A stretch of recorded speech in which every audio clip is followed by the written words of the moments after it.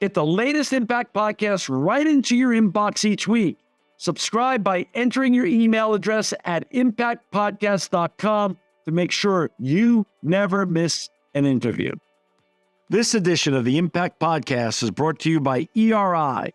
ERI has a mission to protect people, the planet, and your privacy, and is the largest fully integrated IT and electronics asset disposition provider and cybersecurity-focused hardware destruction company in the United States, and maybe even the world.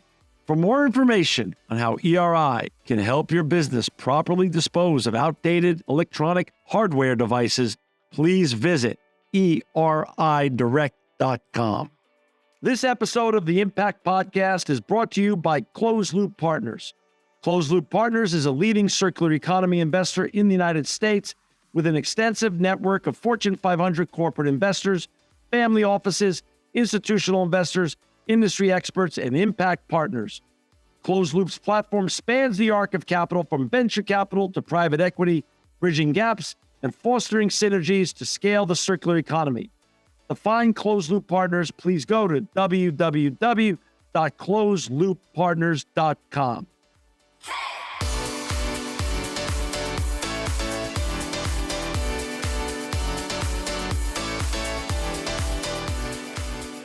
Welcome to another edition of the Impact Podcast. This is a real special edition because we have joining us back again, the Korean vegan herself, Joanne Molinaro. Welcome back to the Impact Podcast, Joanne.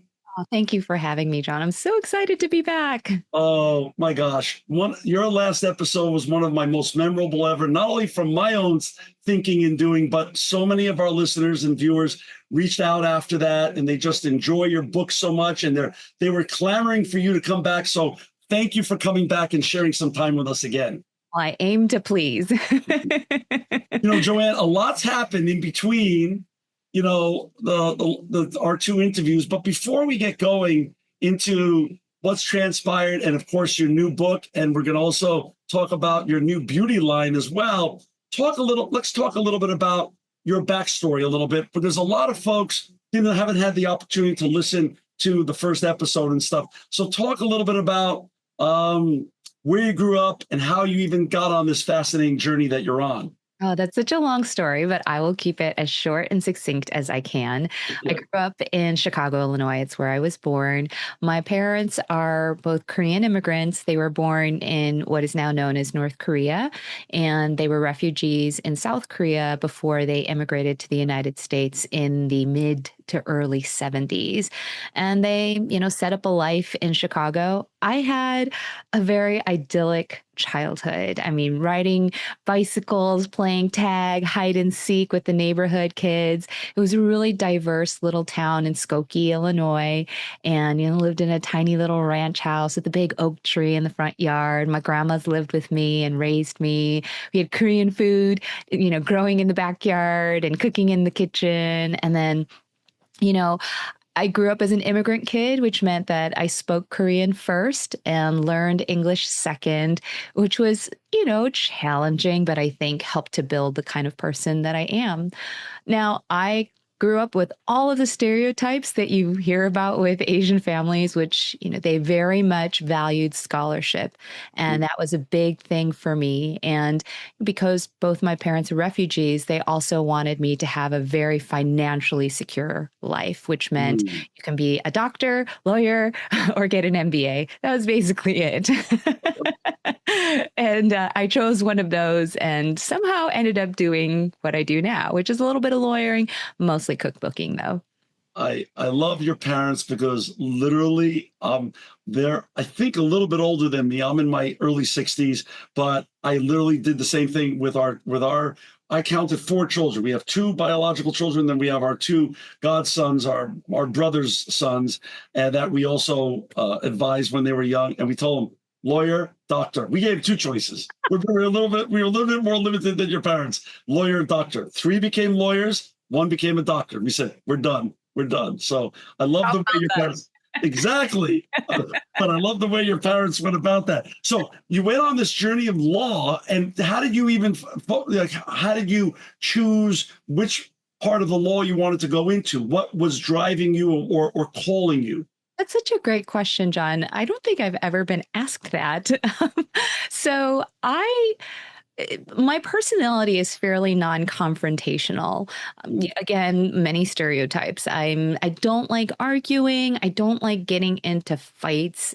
And I thought because of that part of my personality, I should do business like transactional law, which is instead of, fighting, I get to bring people together, create deals, facilitate mergers and acquisitions.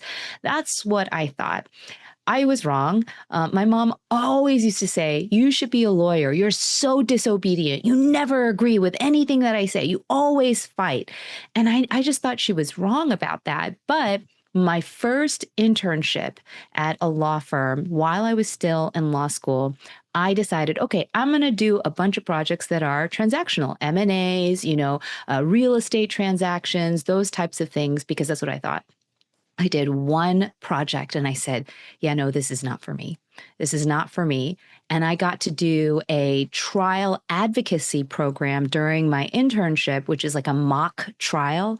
And I Right. realized this is for me. I love this. Yes, there's fighting involved, but there's also like theater and storytelling and writing and acting. And it's like, this is for me.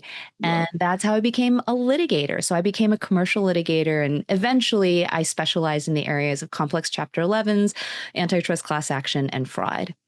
Wow. Wow. And so your career was very, very successful in the law. Let's just say it. What what changed or what happened during your professional career to make you switch to the world of entrepreneurship? Well, I think, again, there's no overnight story, at least not my story. I know there are Uh, overnight stories out there, but mine yeah. is never that way. And maybe it's because I'm so risk averse and because I'm a lawyer. But honestly, in 2016, I adopted a plant-based diet and I needed to start figuring out how to cook vegan food because there were no Korean restaurants that offered vegan food at the time. And I was very committed to maintaining my roots to my heritage, and that meant eating Korean food. So I started making veganized adaptations of the food I'd grown up eating. And my then boyfriend, now husband, was like, "Your food is so good. You should start a blog called The Korean Vegan where you share all your food." And I was like, okay, fine. I didn't think anything of it. And that's exactly what I started doing in 2016.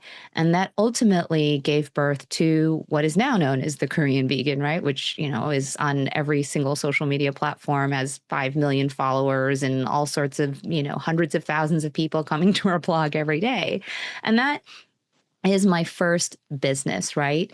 I think a lot of times people don't think of influencers or content creators or food bloggers or cookbook writers as entrepreneurs. But believe me, having had most of my career housed inside of an institution and, getting a W-2, you're definitely an entrepreneur when you're doing those things.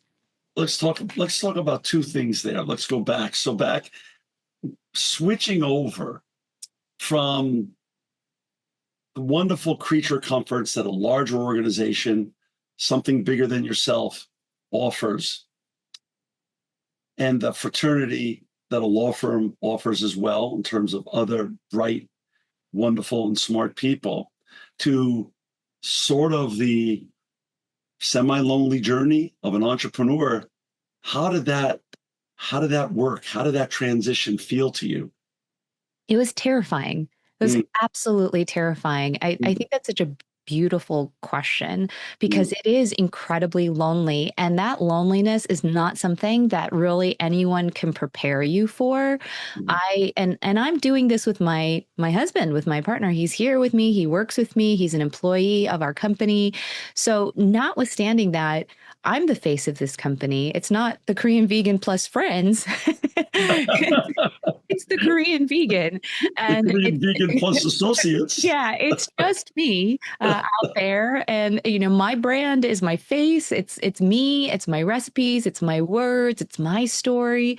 So it's especially lonely, but also. Again, I get the sense from you, John, with your personality that maybe you kind of always had this entrepreneurial spirit.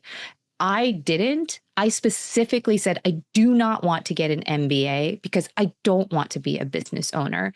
I was terrified of having to make my own decisions and being the safety net for everything. I wanted a safety net beneath me at all times in the form of malpractice insurance and a big law Right. firm with, thousands of other attorneys who would back me up.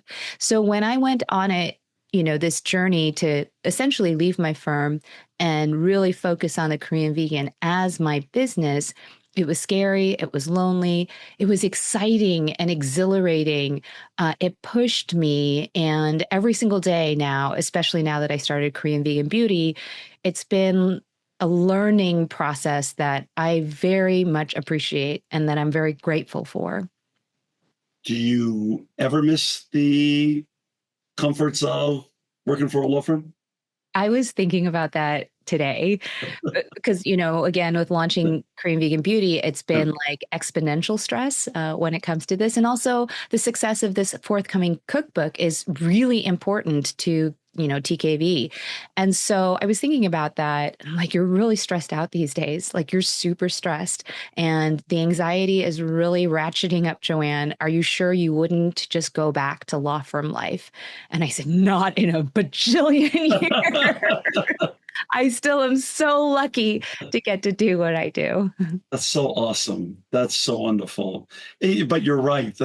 Once you've had the success like you've had, 5 million followers, a New York, basically New York Times called your cookbook, the last cookbook that we talked about on the last episode, one of the best cookbooks of 2021. So did the New Yorker.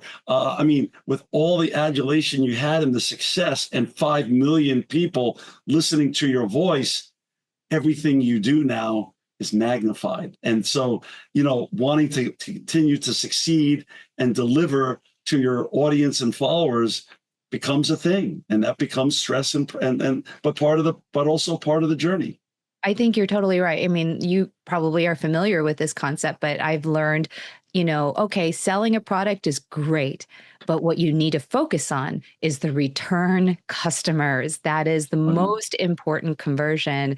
And so I was thinking about that this morning with the second book. I was like, how many people can I draw back into the Korean vegan universe? What you enjoyed the first time, now you're going to get, 10 times more of that in the second book, more intense and, with the benefit of everything I've learned over the past 4 years.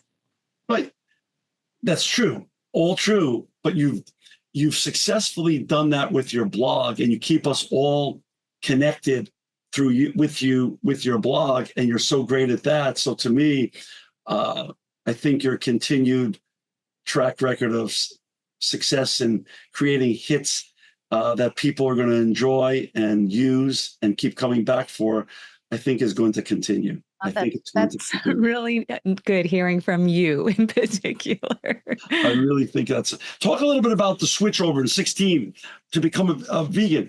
Some people do it for political reasons. Some people do it for ideology.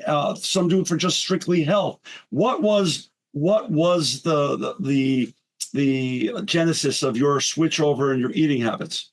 Well, that is not a black and white answer, but I would say generally speaking, it was for health. But to be specific, my boyfriend, now husband, he switched over for health. And I refused to join him at first because I had all these ridiculous preconceived notions about what it meant to be plant-based.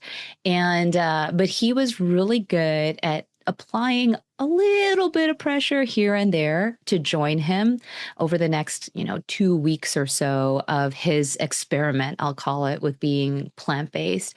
And we'd watch all these movies and, Food Inc., Forks Over Knives. And then we watched Cowspiracy. And I remember that one landed really hard with me because it was my introduction to big ag and its horrible impact on the planet. I had full blown did not realize any of those things. And then the ethical conversation became much more complicated for me to ignore. Well, so it's not just me, and it's not just the animals that are impacted by what I put on my plate. It's literally every living being on our planet. That is a very difficult thing for me to compartmentalize.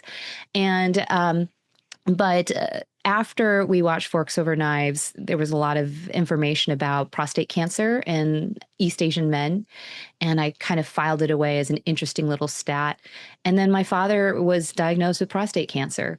And I felt it was such a weird, coincidences. I don't like that word, but that's what it felt like. Like within Mm, days of watching that movie, my father was randomly diagnosed with this exact cancer. mm. And I just remember seeing the stat in my head. And I was like, well, if there's ever going to be a sign from the universe that I need to cut out meat, this has to be it. And after that, I stopped eating meat. We cut out dairy and eggs a couple weeks later, and we've been vegan ever since. Off to the races. For our listeners and viewers who've just joined us, we've got back on our show today Joanne Molinaro. She's the Korean vegan. You can find Joanne at www.thekoreanvegan.com. Your blog to me is just, each blog I've read of yours is just a special story unto itself. You're a prolific writer. Were you an amazing writer before you went into the law, or did the law hone already what were just your innate skills and made you even a greater writer? How did that work? Because very few people write as well as you do. That's very kind of you. I'm very much blushing. um, my mother is a writer. She's a published poet, I and didn't realize that. she's also a total bookworm. I was Wow. introduced to my very first Penguin classic when I was 10 years old, and I've been reading, the great writers of literature, English or not, since I was 10. And the best writers, in my view, are always big time readers. So I've been a reader my whole life. Of course, Mm, I majored in English when I was in college. I, studied creative writing quite a lot during college and in high school. So I had a little bit of a writing bug, but that got squashed during law school. And, lawyering certainly helped me understand the importance of succinctness, clarity, transitions, persuasive writing. And that absolutely is reflected in my writing today. But creative writing was less valued and prioritized during the 17 years where I devoted my life to that. I did start writing again as a hobby in 2011, I believe, and 2012. Started writing some poetry, learned a lot about creative writing just by experimenting. And I think what you see in my book, what you see in my newsletters, and even in my, recipe posts is sort of a, amalgamation of all of those things. do you know, prior to starting the Korean vegan, that you had this wealth of historical stories, both from your family, but also from your own journey, that you were dying to share with the world? Because you just have so many fascinating stories, and you share them with such openness and vulnerability, unlike most others. I've rarely ever heard or read anybody that writes like you. Was that something that was just bottled up, and when you sit down, you just go? Or, sort of like, when Billy Joel says he writes a song, it comes to him and he just sits down and he writes it? Or are you a tortured writer who sits in front of your computer and it's all day affair? Well, I think it's a little bit of both, I would say. I believe that there is a fascinating memoir in every single human being. I truly, truly believe that. I think so much, like, for example, great writer for the New Yorker, she's a food writer. She wrote 90% of food, good food, is presentation. And I think that that is very true with storytelling. Everyone has fascinating stories. Yes, my parents' stories in particular, which to your question, I was not intimately aware of until after I started the Korean vegan and I really began that investigative process. I bet if you went into your family tree and started digging around, you'd find all sorts of amazing stories that help to build who you and your family are. And I think that's the most beautiful thing about being a human. Now, in terms of actually documenting these stories, I could sit here all day and I can talk to you and tell you a good story. But because my background is in reading, and because my mother, was giving me Dostoevsky when I was 11 years old, I have in my head a very high bar when it comes to the type of prose that I produce. And so you'll often find me spending an hour to write two sentences, just because I don't like to produce anything that's not perfect. So, if it's a recipe post, okay, yeah, that I could do pretty quickly. But if, I'm working on a memoir right now, and if I mean, it takes me forever to write a paragraph.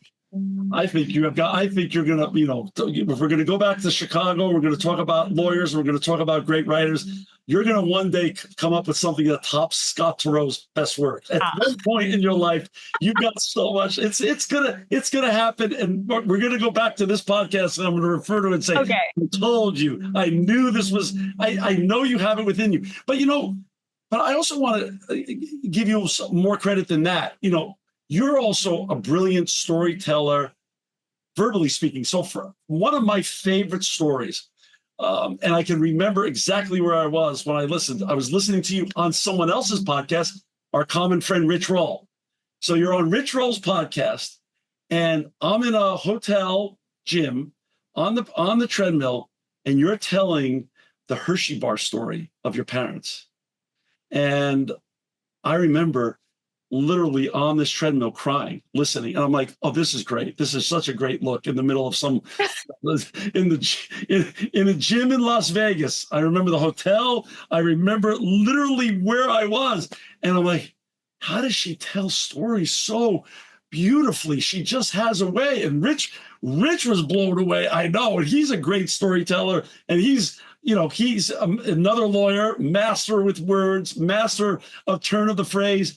And he was in awe of you sharing that story. Can you just give a little brief snippet of that story? Because the Hershey bar story will stay with me forever. Yeah. So, my mother's favorite thing to say, this is her favorite story. And she would always start the story as, yeah, the time your grandma almost killed me.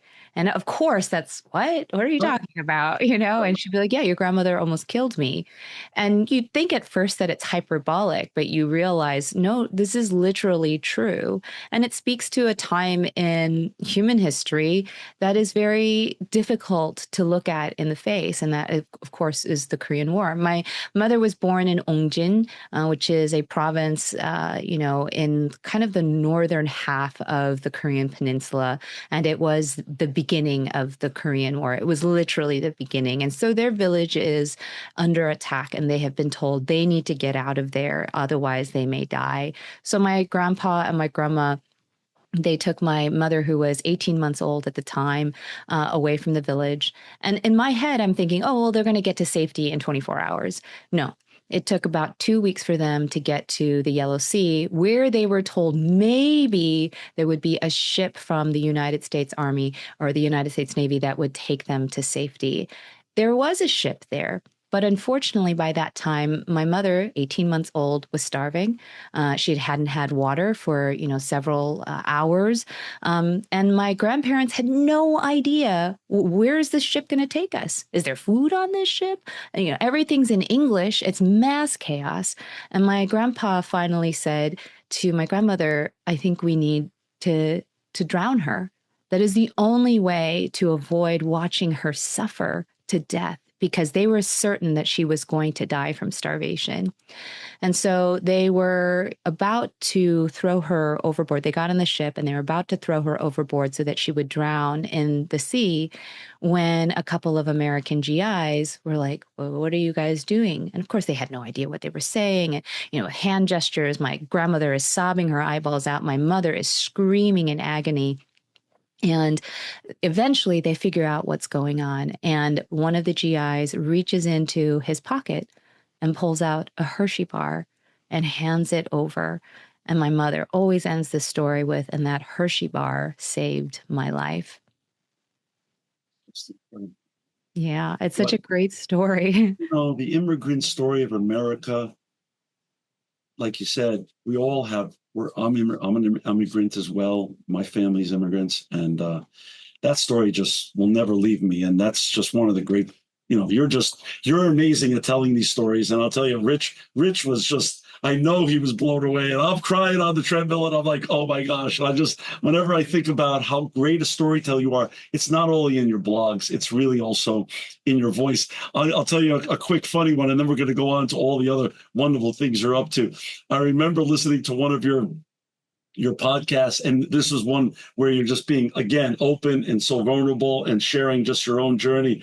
And I'm halfway through the podcast, and I'm realizing it took me 60 something years to realize I'm a 40 something Korean woman who has dysmorphia, because literally I've suffered from that my whole life. But it's hard to talk about it openly and even think that that's part of your journey. But then when I'm listening to how you dealt with it, and you're just the ping pong nature of that thought process, I'm like, oh my gosh, Joanne has this so perfectly. How many other people suffer from this that don't talk about it or don't even admit it or any of that stuff? So each one of your writings and stories are just so impactful on every level, whether it's personal or the history that you share that we all also can relate to. I just think your writing, you've got so much more to do on the writing side, because you're just such a talent. It's wonderful. But we're going to switch topics now to your new book. Thank you for sharing this wonderful book with me early. I know it's coming out on October 14th for all our listeners and viewers. This book is beyond amazing. Tell me a little bit how you decided to follow up with your first book, and how you decided and what to curate and put in this second wonderful book, Homemade. Well, I think that there was a part of me that believes in, well, if it ain't broke, don't fix it. And I know that the first book did extremely well. And so I wanted to give readers sort of an extension of that first book. If you enjoyed my first book, you're really going to like the second book. That was really the most important premise of book two. But I also wanted to make it distinct, right? I don't want them to literally have a carbon copy of book one. And that was more than just, well, here are some more recipes. I mean, certainly could have done that. But I wanted this book to be more about Joanne. What are the types of things that she's making in her kitchen all the time? What are her favorite foods? Not just traditional Korean recipes that have been veganized, which is really what book one is. It's an introduction to traditional Korean cuisine with a plant-based twist. That's really what book one is meant to be. You're going to find a ton of traditional Korean restaurants, or excuse me, a lot of Korean recipes in book two, but you're also going to find things like, kimchi nachos, or like, kimchi queso, or kimchi mac and cheese. I mean, this is very much a hybrid of the food that I grew up eating, which is sometimes American food, a lot of times Korean food, and sort of a mixture of those things.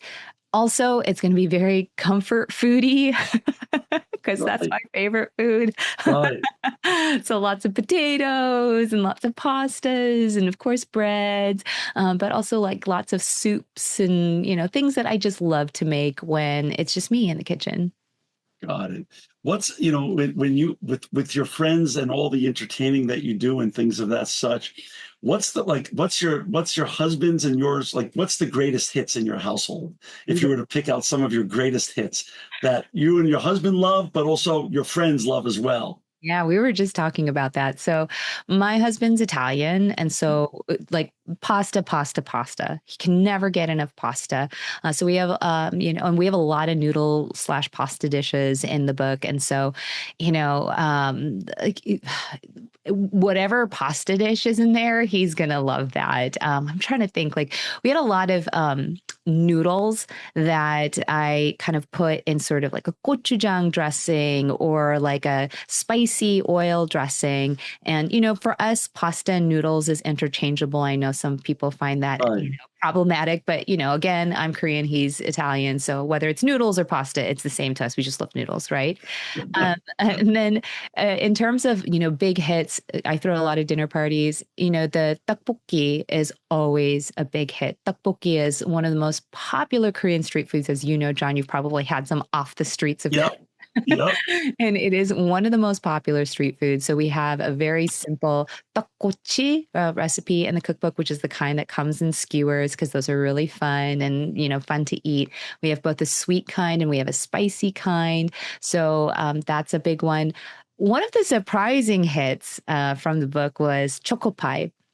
Again, you're probably familiar with choco pie, but for those who are not, it's like a marshmallow sandwich cake covered in chocolate, and I make a strawberry version, and I made it for a birthday party, and I'm not even joking. The guy I made it for, he's a CFO at a large company, and he texted me 2 days later. He's like, "Hey, Joanne, I really think you need to start selling these."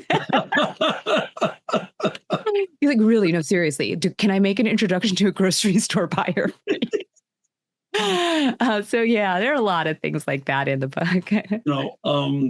First of all, not only is the book beautifully written, and also what I love, you always do, both in your first book and your second book, you always honor your family, and the book, and your success itself is to me, there's such honor that you always give and share with regards to your identity, your history, and your openness to share about your whole family history, but also you put it in beautiful photos and written form in the book. And the photos, the food photos, I was telling you off there, and I have to share with our listeners, your husband is your business partner, and he's not only a concert pianist who's unbelievably accomplished, but your websites and everything are all gorgeous. And I know your husband does so much of that.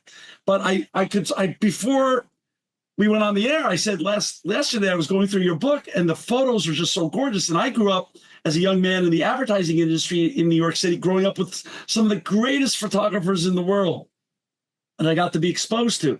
And these photos are of that quality. And I'm like, oh, I want to give a shout out to Anthony. And then I'm reading the credits in the book that you took the photos in this book. I'm like, oh, wait a second. Like in basketball, they say, well, is someone good on the offense or defense, or they play both sides of the ball? How do you get to play both sides of the ball in everything that you do? Like, it's just not fair that you're loaded with so much creative talent. I mean, these photos, on every level are just, they're just amazing. It makes you want to cook or eat everything that's in this book. It's just incredible. Thank you. How long did it take you to put this together? How many years have you been working on this? And talk a little bit about the written side, the photo side, and then the curation side of what to put in and what to leave out. Yeah, so I started working on this book almost immediately after 2021 and the launch of the first book. And that obviously begins with just a list of kind of dream recipes. Like, okay, not sure I can make these, but here's a list of about, 120 recipes that I'd like to see in cookbook 2. And eventually, that turns into, okay, let's see if I can start developing these recipes. Now, because I am the photographer as well as the recipe developer, I have the option of making it extremely efficient, which means test the recipe, then photograph the recipe. A lot of times that works just fine. Sometimes I'm like, yeah, no, this recipe didn't turn out. So we're going to have to scrap all the photographs that I took and those will go into the trash. And it's a wasted effort, essentially. Luckily for me, that happened very rarely, but that did happen. I would say that the big work, which is developing the recipes, writing the recipes, and photographing the recipes, and then editing the photographs. That was about a year and a half of my time, just doing that very intense work. And then probably another year of just editing the writing, going back and forth with the copywriters, making sure that we perfected the recipes. We also worked with about 80 different recipe testers to make sure that the recipes are rock solid. That's amazing. It's just so beautiful. And this is just going to be another smash hit October 14th at online, Amazon.com, Barnes and Noble, and all great bookstores in your area. You got to buy this book. This is just another winner by you, Joanne. let's switch topics a little bit. Let's talk a little bit about your new venture. You're, because this wasn't enough, and your 5 million followers, on TikTok and on Instagram and everywhere else that you can be in social isn't enough. Tell me about the aha moment that, Anthony, we have to go and spread our wings a little bit more than what we're doing. Talk a little bit about when that happened, how that happened, and what's the new venture that you and Anthony are launching. I've launched, actually. I'll start backwards. So Okay. At Korean Vegan Beauty. This is the box for the cream. And Beautiful. yeah, so we just launched that last week. That was our official launch. And the brainchild for this really started almost as soon as I started cooking Korean food in 2016. And the two things that I knew I would miss when I went vegan, well, I would say the first thing I knew is I would miss Korean food. When I became acclimated to being vegan, not just for health or for the planet, but, ethically, then I was like, well, what are the products that I'm using in my home that implicate animal suffering? And I realized makeup and beauty products is a huge source of that. And I realized that K-beauty is not vegan friendly. And of course, I'd only ever used K-beauty at that point because I grew up with that. And so I was like, well, we got to do something about that. We got to come up with a vegan, cruelty-free K-beauty line. But that's not going to be me because I'm very busy being a lawyer, and I also have the Korean vegan food blog. So I hoped that at some point somebody would do it. And we've definitely seen companies rise to the occasion, especially in the past couple of years. But there was, again, nobody that was vegan who founded a vegan company that offered K-beauty. So about 3.5 years ago, I was introduced to, manufacturers who already had a successful K-beauty business, but they really wanted to partner with somebody who was vegan and who could launch a vegan K-beauty line. And I was like, well, this is something that I've always wanted. And, luckily my brand, Korean Vegan, really aligns with, that objective. That's right. And, after 3.5 years of, how it is starting a business, especially if you're a lawyer, you're going to make sure it goes exactly the way it needs to. Every T is going to cross. Exactly. And so after a lot of back and forth, especially with the formulas, because we wanted to make sure that the products that we launched with were absolutely defendable. And there's no such thing as bulletproof, but as bulletproof as we could make them, because I wanted to really believe in them. And because of that, it did take a little bit of time, but that's exactly how Korean Vegan Beauty sort of launched. It's very similar to Korean vegan food. It was a need. I saw a need. I didn't see a supply that made sense, that was, that had the story. And so I was like, well, I have the story. I need to figure out a partnership that will provide that supply. And that's how we did it.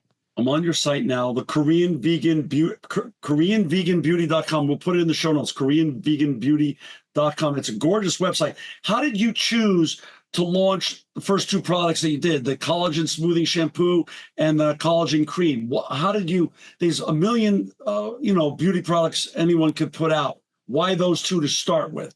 Well, we have this incredible technology, the vegan collagen, which is proprietary to Korean Vegan Beauty. And we wanted to make sure that we really set a foundation for our customers and understanding, okay, these are the building blocks for a healthy, clean, and not overly complicated beauty ritual. And that's really what we wanted to do. And to me, that starts with an all-in-one skin cream. I think a lot of people think that K-beauty in particular, it's you got to put like 20 things on your face. There's like a, choreography to it. And that's just yes and no. My mother, she looks beautiful for being 76 years old, and she certainly doesn't have a 10-step routine, never adopted one of those, really just use a couple of things on her face. And so we thought, let's start with a, hero product, which is an all-in-one skin cream that features, vegan collagen that's proprietary to us, and bakuchiol, which is, you probably already know this. This is the big, hot new ingredient in K-beauty that everybody's talking about.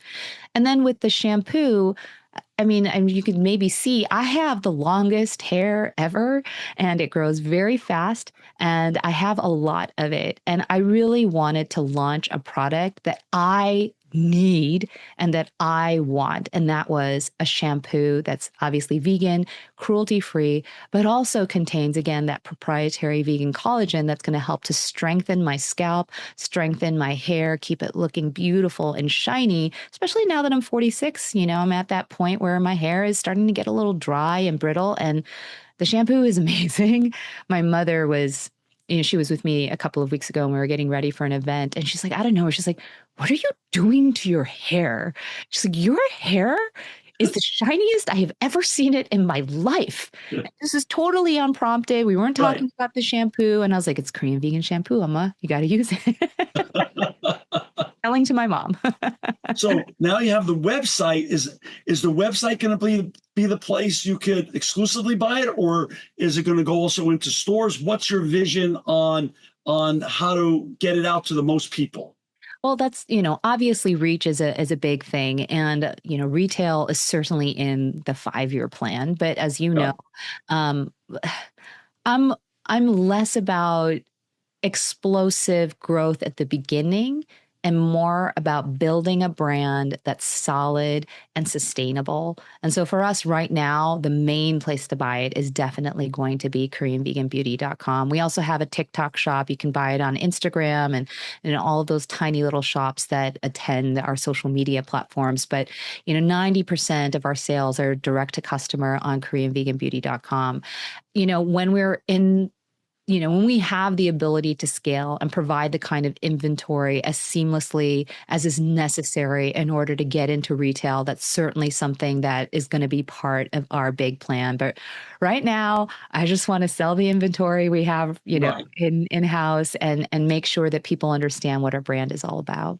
The collagen cream you put on before bed, or you put it on in the morning? When do you use the collagen cream? Well, John, for you, I would recommend. Yeah, I want to know for me, because I'm going to use it. Exactly. You should use it because it's amazing and it'll keep your skin tight and youthful looking without too much heaviness.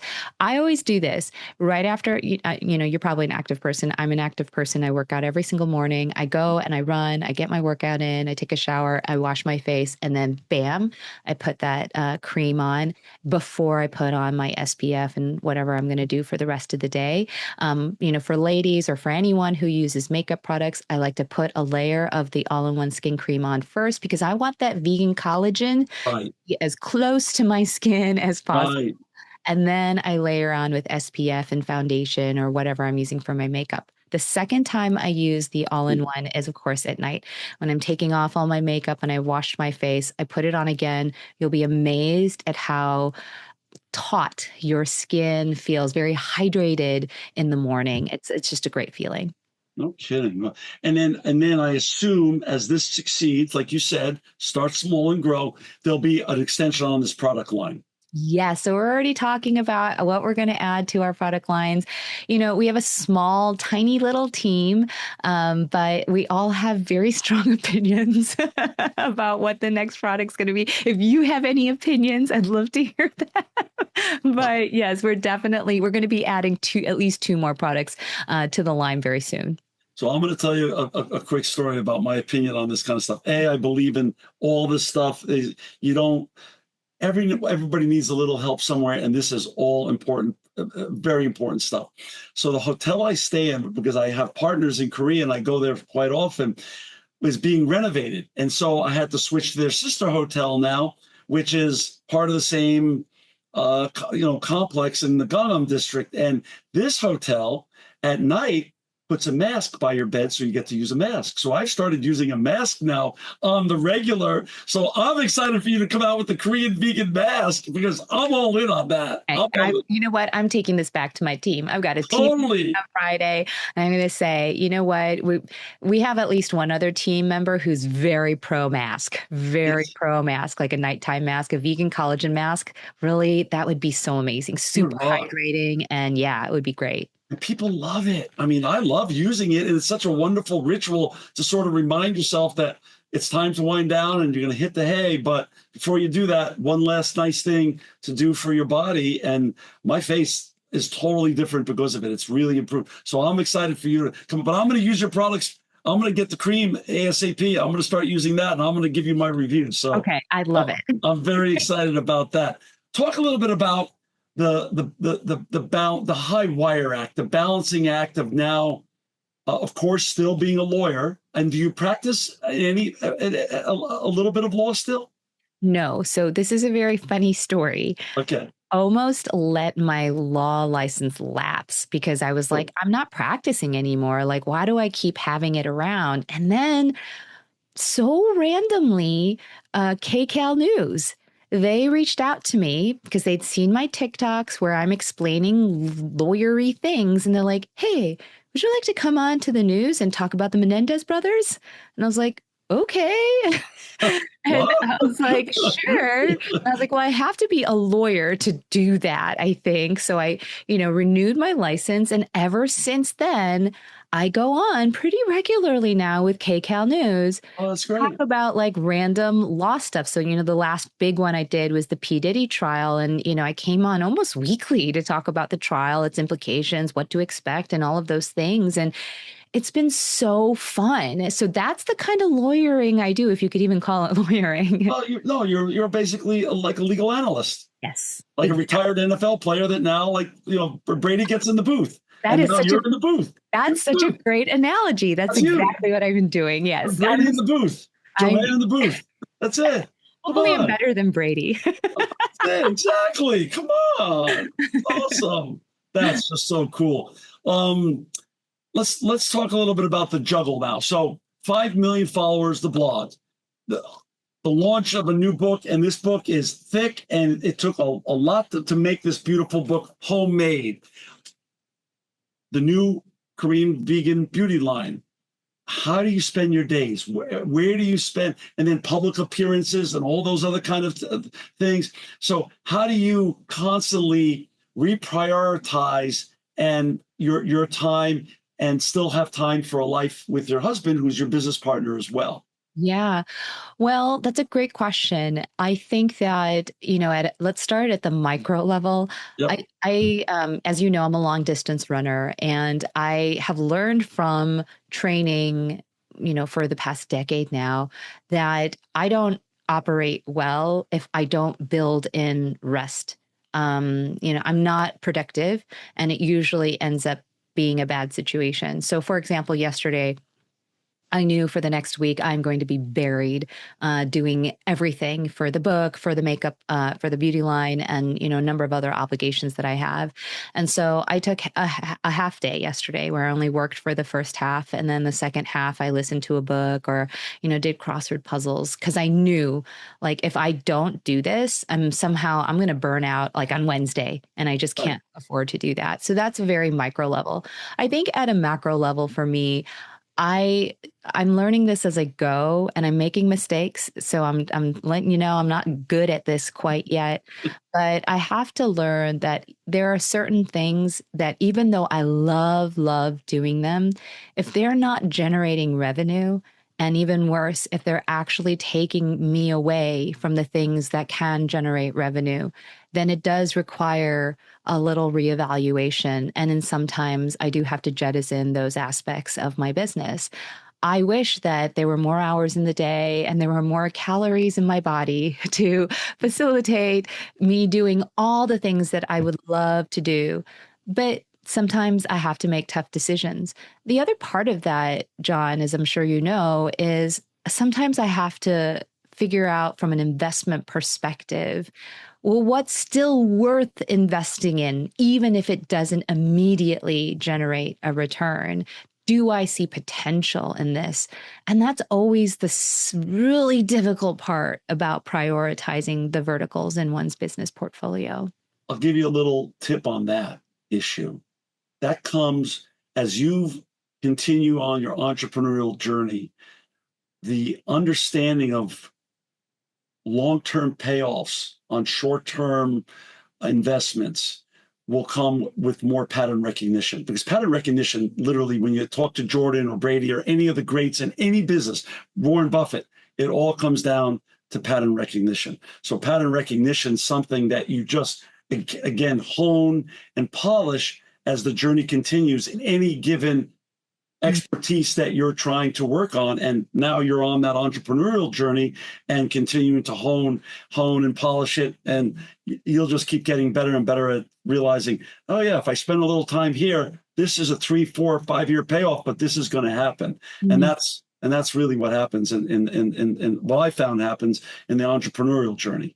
Yeah, well, I think that there are some people who are better at recognizing patterns than others.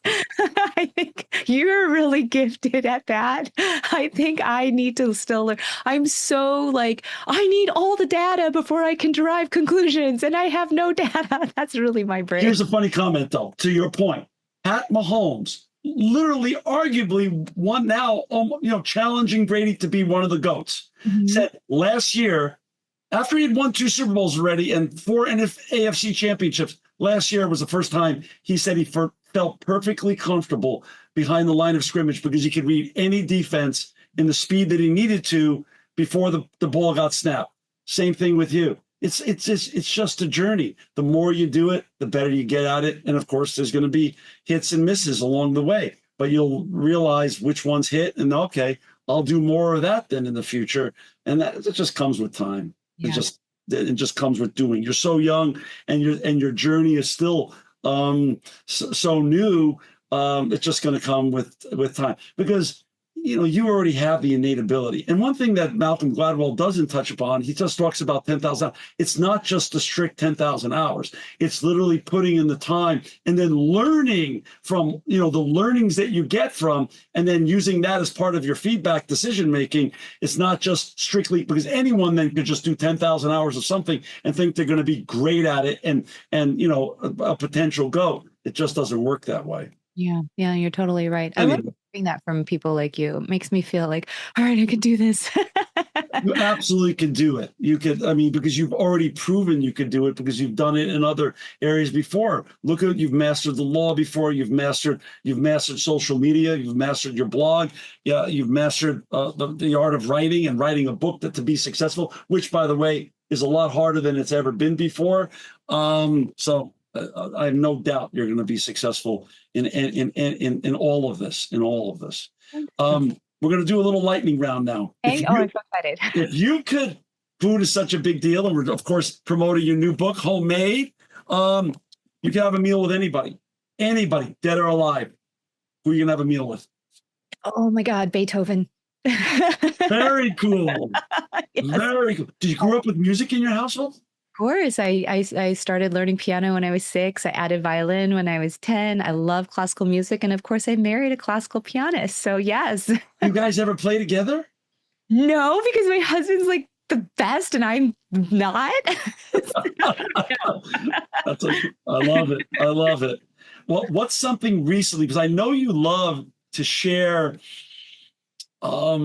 pieces of art that turn you on, television, movies, and things of that such. What's something that's recently moved you a lot? A piece of creative work, whether it's writing, whether it's movie, television, Netflix, whatever it is. What's something that's moved you most recently in your life? So I just about a month ago, I finished a book called A Little Life, which has gone viral on social media, and a lot of people have read it. And I took a long time to do it. I'd started it multiple times, but this time I was absolutely like, I have to finish this book, and I finished it.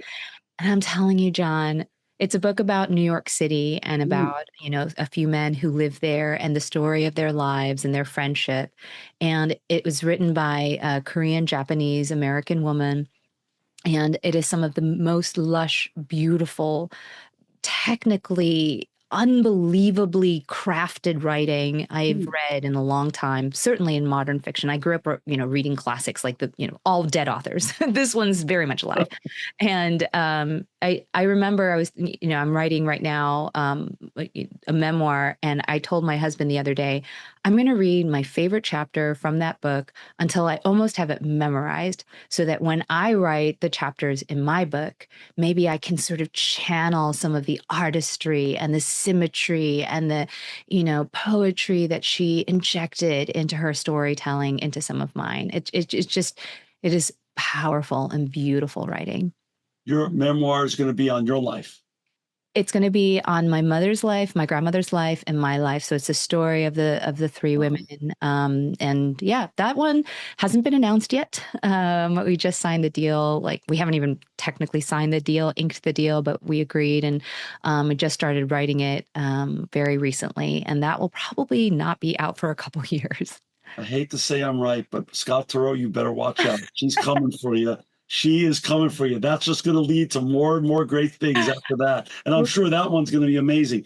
Travel. Yeah, I know you love Italy and I know you love South Korea, but talk about if you could go anywhere in the world with Anthony that you haven't been before, where would you go? I would love to go to Croatia. And it's very random, but my sister-in-law, who's much more well-traveled than I am, has told me it is one of the most beautiful places in the world. And I always like to travel to places where I can bring my camera and take memorable photos. So we went to the Dolomites last year, and it was breathtaking. And I just loved that experience. So I want to do something like that. That is wonderful. So talk about what's next. What is next? You know, the book is written and it's published and it's coming out October 14th, homemade. You got to buy the book online or at a bookstore near you. The Korean Vegan Beauty's out. First two products, this cream, which I'm going to be buying today, and the shampoo. What are you dreaming of next? You're writing the memoir. What's next? I mean, with you now, this is going to become I'm sure there's a lot goes through your head when you lay down at night. Well, the memoir is honestly the thing to me. I mean, I think, John, like in thinking about my career and where I want to be in the next 10, 15 years, the Yeah. memoir is really meant to introduce me as more than a recipe developer, cookbook writer, or an YouTuber, an influencer. There's so many connotations to particularly those last two words. And I really want people to see me as a serious writer. And here's the thing, John, I'm going to get emotional. I never thought I was a writer. I never thought I was a creative person at all. I was like, well, I'm good at math and I'm good at 90-degree angles and I'm good at, analyzing things. I'm great with Excel spreadsheets and formulas, but I'm not creative. That's why I married Anthony. I was like, he's creative, not me.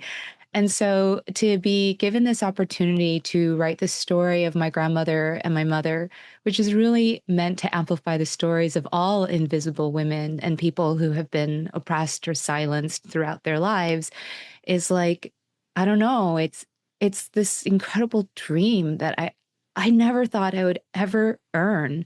And so this opportunity is everything to me. So to me, when answering the question, what's next, there's no other next. Like This that is is the it. big This is next. it. Yeah. I love it. And by the way, you totally head faked Anthony. You were really a creative with a law degree. And and I think he should actually go out and now get a law degree because you totally you owned the creative space. You knew you had it within you, but you were using as the headline, the law degree. It's the opposite. No one can take these kind of photos who's not a creative. No one could write the kind of blogs that you write without being a master. You're a master storyteller already. If someone wants to know how great a storyteller you are, they don't even think the memoir is going to be amazing. I'm sure I'm going to read it. I'm sure I'm going to love it, but you just have to follow your blogs. Your blogs are just, each one is a little gem unto itself. And it's like a whole jewelry store if you read them all. Thank you so much. It's True. really lovely to hear that. And it's also like if anyone's listening and you have this misconception about yourself, I think that's the exciting thing about life. You could be in your mid 40s and still really, really surprise yourself. Well, you said you mentioned earlier, your mom was, of course, a bibliophile unto herself and a poet, but she really was by training, by education, and by practice a nurse. That's exactly right. Yes. So She didn't, she's I now, wonder who's following that. I wonder yeah, who's following that trajectory by it's training a lawyer, but really a creative in her heart and her soul. yeah, yeah. And when given the opportunity, what can happen? That's really the story. It's really the story. Well, with that, we're going to leave for our listeners and viewers to find Joanne and all of her wonderful ventures, go to thekoreanvegan.com, thekoreanvegan.com. Of course, she's on TikTok, Instagram, and YouTube, and everywhere on social that you engage with. Also, go to koreanveganbeauty.com. It'll all be in the show notes, but I'm just saying it for those who are listening in the gym or driving your car or walking your dog. You don't have to take any notes. It will be in the show notes.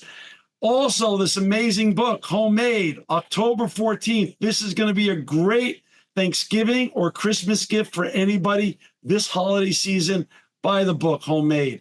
It will change your life. You don't have to eat 100% vegan or plant-based, but if you start making some of these recipes, you could change your view on what food is to you and the relationship it has, and they're all delicious.